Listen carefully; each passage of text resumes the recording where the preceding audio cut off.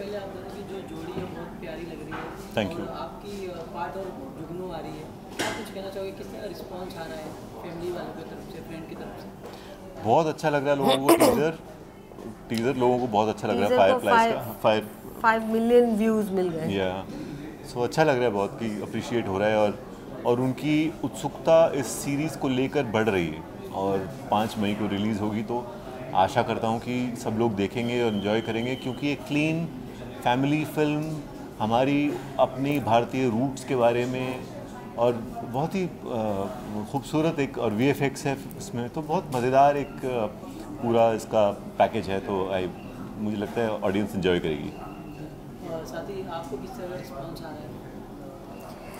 मुझे भी बहुत अच्छा लग रहा है। एक्चुअली शूटिंग के टाइम पे भी मुझे बहुत अच्छा लगा, क्योंकि इसमें जो मेरा कैरेक्टर है नानी का, वो मेरे लिए स्पेशल है। बिकॉज़ नानी एक्चुअली इस शो के अंदर she is the one who is giving the wise words, और वो उसके साथ मैंने बहुत कनेक्ट किया कि मेरे थ्रू हमारे ट्रेडिशनल वैल्यू सिस्टम सिखाए जा रहे हैं, बताए जा रहे हैं, और वो चीज़ में मैंने बहुत मज़े लिए। एंड सेकेंडली, नानी का कैरेक्टर प्ले करना इस टाइम पे मेरे करियर में वो मेरे लिए चैलेंजिंग रहा, और मुझे बहुत अच्छा लगा उसे क्रिएट करते हुए कि उसे कहाँ किस हद तक मैं नानी क्रिएट करूँ, कैसे क्रिएट करूँ, कहाँ कैसे बैलेंस करूँ। Because I don't want to go to that old nani, cliched nani, और उसको किस तरह से प्रोजेक्ट करना है वो क्रिएट करने में मुझे बहुत अच्छा लगा, चैलेंजिंग लगा। And I was very well supported by our director and creators. और सर, साथ ही आपके किरदार के बारे में, स्टोरी के बारे में कुछ कहना चाहोगे आप? किरदार है डॉक्टर अर्जुन नेगी। वो एक ऑन्कोलॉजिस्ट है और एक कैंसर रिसर्च लैब में काम करते हैं। उनके 2 बच्चे हैं, एक बीवी है, और बहुत डेडिकेटेड वर्कर हैं। और कहानी जो है वो एक मिस्टिकल, एक ऐसी जगह की कहानी है जहाँ से हमारा कल्चर, हमारा हेरिटेज जुड़ा हुआ है, और उसे बचाने की कहानी है। साथ ही बात करें स्क्रिप्ट की, जो आपने कितना टाइम लिया हाँ करने के लिए?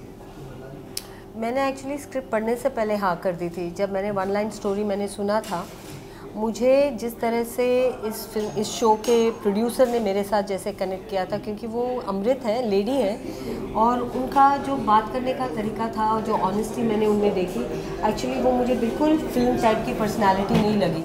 और हम लोग यूज़ टू हैं, मैं यूज़ टू हूँ कि फ़िल्म के लोग किस तरह से बात करते हैं। I just love the way उन्होंने जिस तरह से मेरे साथ कनेक्ट किया। और उसके बाद मैंने एक जूम कॉल किया था डायरेक्टर के साथ, तो वहाँ मैंने स्टोरी सुनने के बाद मैं इस प्रोजेक्ट के साथ कनेक्टेड हो गई। उसके बाद मैंने रीडिंग और डिटेल्स उसके बाद मैंने वर्कआउट किया। सर, जब आपको स्क्रिप्ट सुनाई गई तो आपका क्या रिएक्शन था? मेरा रिएक्शन तो यही था कि मैं पूरी स्क्रिप्ट पढ़ना चाहूँगा। तो फिर मुझे उन्होंने सारे एपिसोड्स की स्क्रिप्ट भेजी और मैंने पढ़ी, और मुझे पढ़ के ऐसा लगा कि एक तो ये कहानी कही जानी चाहिए, दूसरा ये किरदार मैंने कभी किया नहीं है, तो ये मुझे ज़रूर करना चाहिए, क्योंकि इसमें शेड्स एक फादर के और एक डॉक्टर के थे जो मैंने कभी एक्सप्लोर नहीं किए थे। तो साथ ही वीएफएक्स का आपने खुद ही बताया, वीएफएक्स यूज़ हुआ है। तो मैं बात करूँ तो आजकल की जो फिल्में आ रही है काफ़ी वीएफएक्स यूज़ हो रही है, तो आप इसको किस तरह से देखते हो, कितना बदलाव देखते हो आप? हाँ, मैं एक्चुअली ख़ास करके मैं बहुत नाक जैसे सिकोड़ लेता हूँ कि ये क्या वीएफएक्स है, क्या बेकार किया, क्या किया है, तो आर्टिफिशियल लग रहा है, क्या है, क्यों ऐसा किया। तो लेकिन मुझे ये सीरीज़ करते वक्त क्योंकि इसमें लाइव वीएफएक्स है, ऑन सेट वीएफएक्स है, मुझे ऐसा लगा, मुझे ये बात समझ में आई as an audience and now as an actor कि वो वीएफएक्स की क्वालिटी से ज़्यादा मुझे ये समझ में आना चाहिए कि वो वीएफएक्स की वहाँ ज़रूरत है और वो कहानी को हेल्प कर रहा है कि नहीं कर रहा है, जो मुझे लगता है इस सीरीज़ में उन्होंने बहुत अच्छी तरह यूज़ किया है। तो मेरा वीएफएक्स को देखने का नज़रिया बदल गया। आप किस नज़र से देखते हो वीएफएक्स जब यूज़ होता है तो बहुत डर लगता है, क्योंकि हमने हर टाइप के वीएफएक्स दूसरे प्रोजेक्ट्स में देखे हैं जो बहुत ज़्यादा डिटेल में काम करके एकदम सोफिस्टिकेटेड होता है, और कभी कभी it is very cheaply done and not nice, artificial लगता है। तो जब VFX की ज़रूरत होती है कोई भी प्रोजेक्ट में तो थोड़ा सा मैं टेंटेटिव हो जाती हूँ कि will we be able to create क्योंकि we are now very connected to the western world, हम वहाँ के हैरी पॉटर और वैसे वैसे सीरीज़ देखते हैं where the VFX is really of high quality. So when we are using, and I'm always very tentative to see whether we are going to be at the right notch.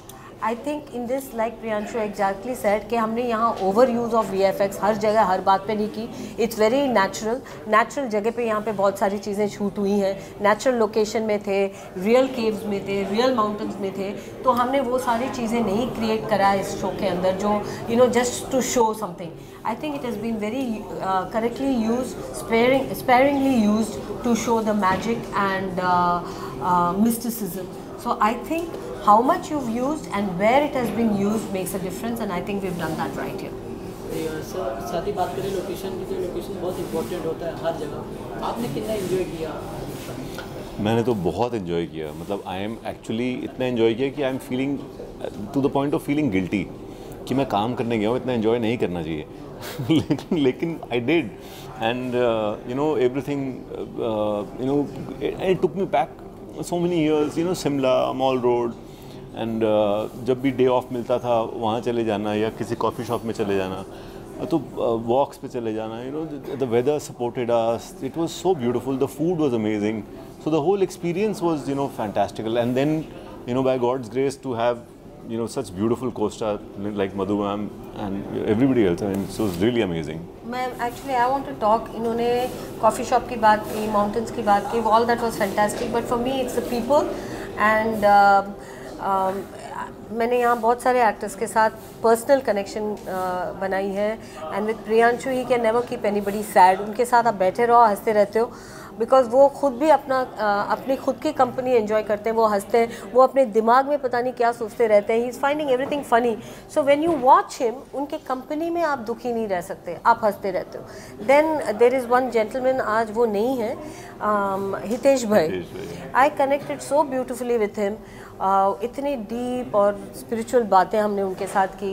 Then there is Zoya, जो मेरी friend बनी रही पूरे outdoor schedule में. हम दोनों लड़कियां चली जाती थी कॉफ़ी शॉप में और अकेले वॉक पे, एंड द होल यूनिट, मतलब बच्चे थे, उनके साथ मैंने काफ़ी सारी रील्स बनाई इंस्टाग्राम के लिए.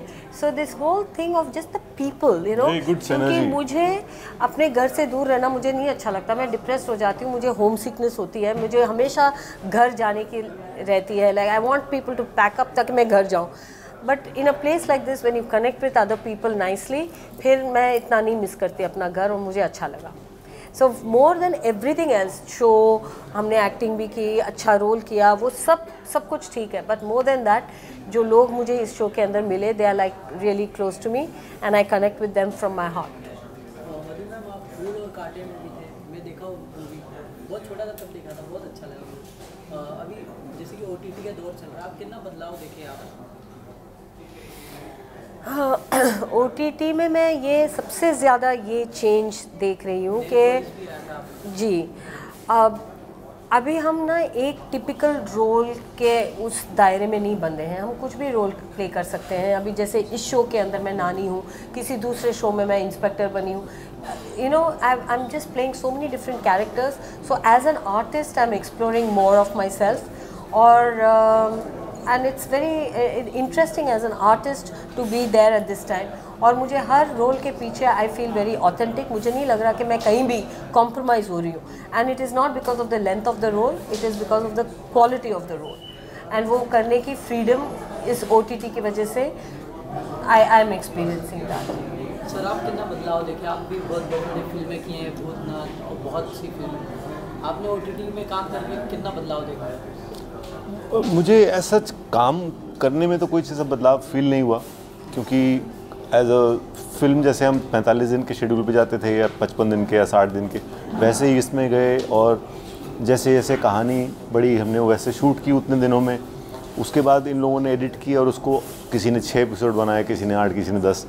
तो मुझे एज एन एक्टर तो कोई उससे कोई फ़र्क नहीं पड़ा, क्योंकि फॉर्मेट चेंज नहीं हुआ, फॉर्मेट तो वही रहा काम करने का. हाँ, लेकिन OTT पे कहानियाँ जो कही जा रही हैं वो काफ़ी अलग कहानियाँ हैं, सिर्फ लव स्टोरी नहीं है, वो बहुत से और हमारे देश से जुड़ी हुई कहानियाँ, हमारी खुद की कहानियाँ हैं जो बाहर आना चाह रही थी पर नहीं आ पा रही थी, क्योंकि हम वो नाच गाना और वो पेड़ हम भूल नहीं पा रहे थे। तो अब कम से कम वो स्कोप है कि नए डायरेक्टर्स, फ्रेश एक्टर्स, फ्रेश कहानियाँ जो दबी हुई थी वो अब आएंगी और लोग देखेंगे, सराहेंगे, अपने देश को जानेंगे, अपनी कहानियों को जानेंगे। तो OTT ने ये बहुत बढ़िया काम किया है। और साथ ही आप क्या मैसेज देना चाहोगे लोगों को, कब रिलीज़ हो रही है? 5 मई को रिलीज़ हो रही है ZEE5 पे। एंड मैं ये कहूँगी कि प्लीज़ आप ये शो को देखें पूरी फैमिली के साथ, अपने लिविंग रूम में बैठ के देखें, अपनी प्राइवेसी या अपने टैबलेट पे ना देखें, साथ में बैठ के देखें। Because apart from the magic and fantasy and all of that, this is about togetherness. ये शो भी वही प्रमोट करता है और मैं चाहूँगी कि सब साथ में बैठ के देखें, so this can become a family time. So I really wish that you all enjoy the show as much as we enjoyed being in it and creating it. Fireflies 5th मई को रिलीज़ होगी ZEE5 पे, आप लोग सब देखें। So thank you. Sir साथ ही ये भी जानना चाहूँगा आपका कुछ अपकमिंग प्रोजेक्ट्स कुछ देखने को मिलेंगे अभी आगे? हाँ, अपकमिंग अभी Fireflies 5th में, उसके बाद यहाँ पर हम अलाउड नहीं, क्योंकि हम ZEE5 को प्रमोट कर रहे हैं और ZEE5 के शो को प्रमोट कर रहे हैं, तो किसी और प्रोजेक्ट को लेकर बात करना यहाँ ठीक नहीं है। वो thank you sir, thank you so much. Thank you.